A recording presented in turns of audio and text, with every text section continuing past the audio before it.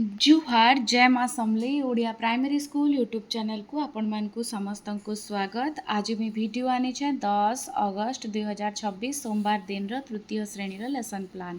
Fast period भाषा माटी आमर माँ पाठ 4 ओडी 307 समतान शब्द एकवचन और बहुवचन विषय धारणा देवी अतिथि बोधरे अभ्यास रहा पाठ्यपुस्तकर पृष्ठा 31-32 प्रश्न समाधान करेंगे। प्रयोग और प्रसार रहा माटी आमर माँ कविताटी शुद्ध उच्चारण रे दलगत भाव में आवृत्ति करेंगे। पाठ्यपुस्तक हूँ टीएलएम 2 नंबर पीरियड गणित छुट्टी रे आई माँ सह पाठ ई पाठर यहाँ 2 नंबर सेसन है लास्ट पीरियड नुआ स्टार्ट कराई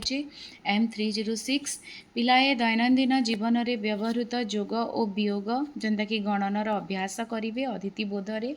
पाठ्यपुस्तकर पृष्ठा 32-33-34 रे प्रश्नर समाधान करेंगे अभ्यास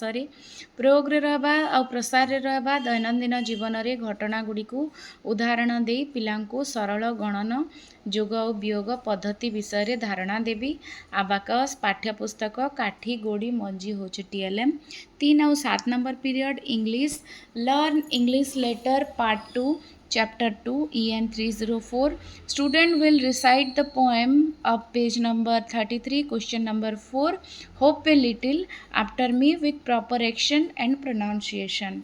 अभिनय सहित आवृत्ति करबे इटा शुद्ध उच्चारण तापरे अभ्यास रे रहबा student will answer the questions of page number 32 35 36 37 a Pallavi book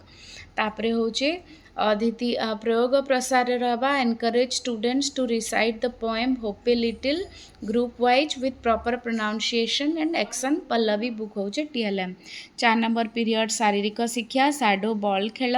साडो ball खेलर नियम जानवे और खेल खेलाइबी खेल खेलिबे इटा होचे लिखिदेचे कला शिक्षारे रोचे ध्वनि और संगीत क्रियाकलाप 2 विभिन्न प्रकार ध्वनि सह परिचित हेबे अतिथि बोधरे